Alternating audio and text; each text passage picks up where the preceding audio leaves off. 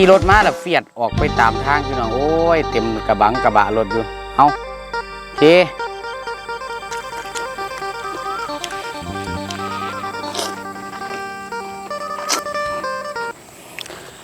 สวัสดีครับสวัสดีพี่น้องสุขูสุขคนนะครับพบพ่อกับผม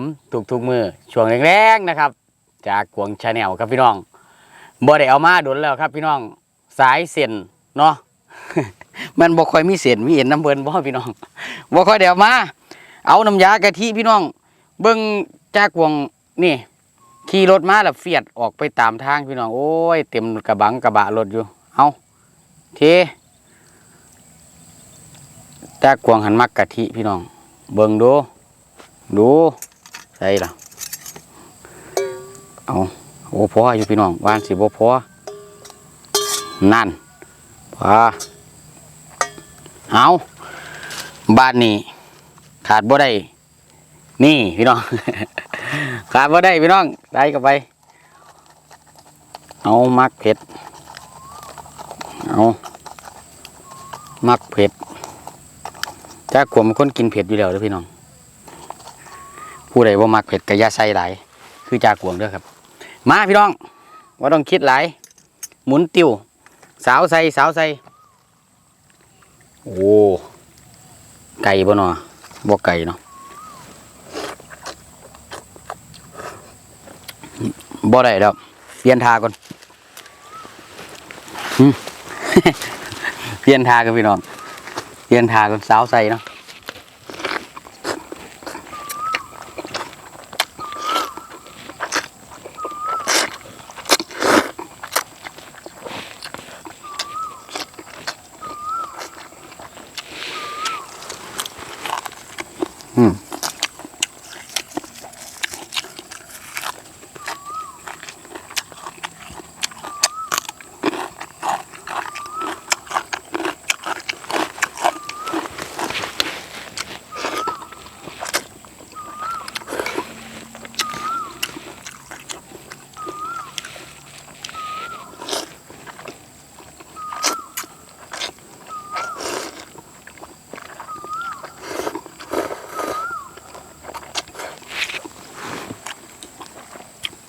ถ้ามันกินกับปุ่นมันต้องต้งนี่พี่น้อง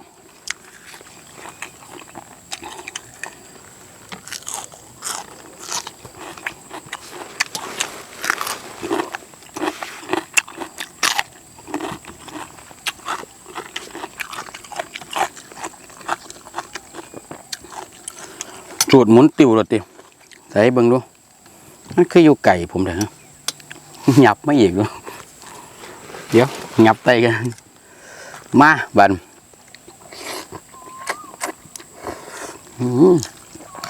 หลังจากที่ห่างหายไปโดน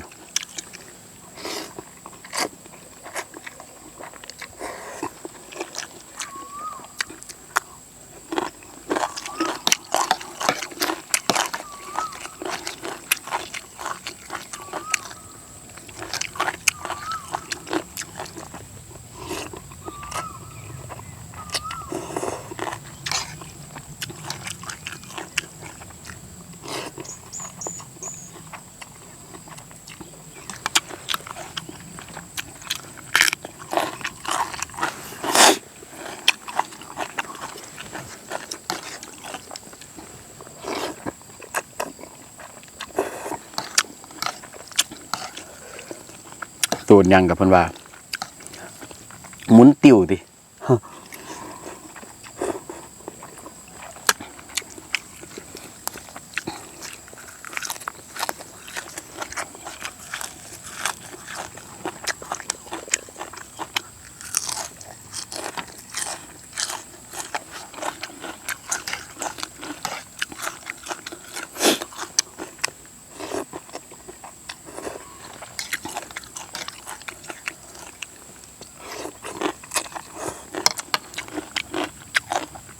เปลี่ยนข้างกันนะตอนนี้บ่ขาดหักเลยเปลี่ยนใหม่มาเอาบ่วงสั่นดู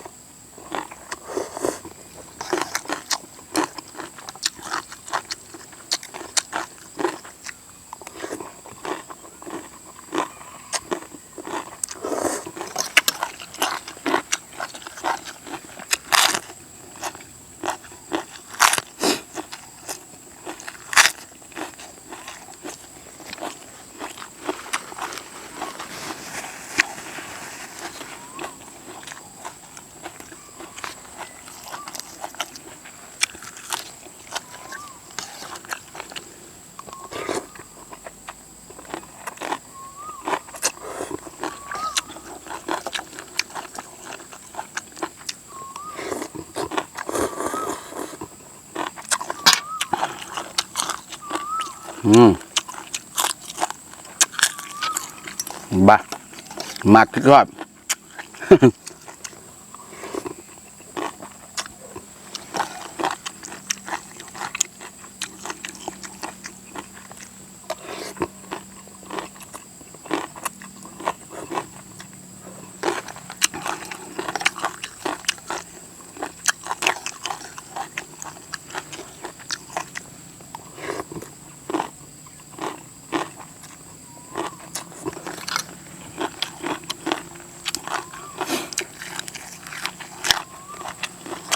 ออกมันๆครับ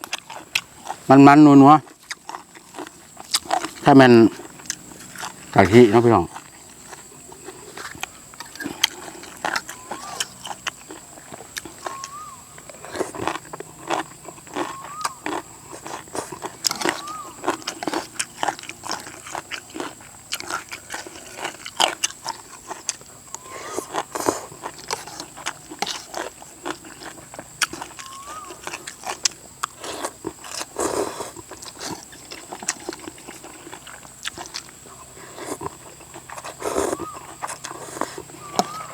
มาอันนี้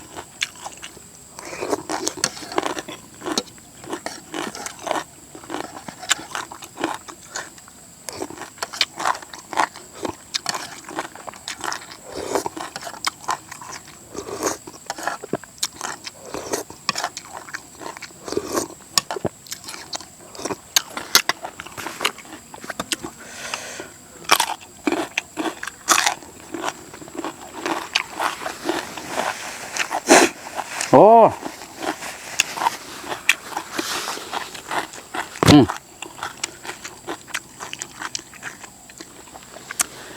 สาวใส่ข้าวเดียวนะครับเบิร์ด1 ถาด เดินประมาณ1 กิโลพี่น้องแซ่บนะครับเป็นสายเสียนบ่ได้เอามาโดนแล้วครับขนมจีนครับน้ำยากะทินะครับพักกะเอามาหลายอยู่แต่กินบ่เบิดหรอกพี่น้องประกอบกันไปให้มันได้หลายๆรสชาตินะครับช่วงแรงๆทุกๆมื้อนะครับพบพ่อกับจากวงเมนูกับเขาอาหารเปลี่ยนไปเรื่อยๆพี่น้องครับเนาะลังเทียกับเป็นเนื้อลังเทียกับเป็นเส้นลังเทียกับเป็นลาบเป็นแก้วเป็นปนเป็นสมผักแน่เนาะพี่น้องแซ่บๆน้ำกันกับจากวงทุกๆมื้อนะครับขอบคุณพี่น้องทุกๆท่านที่กดไลค์กดแชร์นะครับกดกระดิ่งนะครับแล้วก็คอมเมนต์ทุกๆคอมเมนต์นะครับส่งให้กับช่องจากวงบอยที่เป็นทางเพจจากวงชาแนลนะครับเพจจากวงพากินพี่น้องYouTube จากกวงชาแนลนะครับทุกๆช่องทางนะครับที่ให้กำลังใจจากกวงพบพอกันไหมในคลิปหน้าจากกวงจะกับเขาวกับน้ำแบบใดมาฝากพี่น้องอีกคลิปนี้ขอบคุณหลายๆครับพี่น้องสวัสดีครับ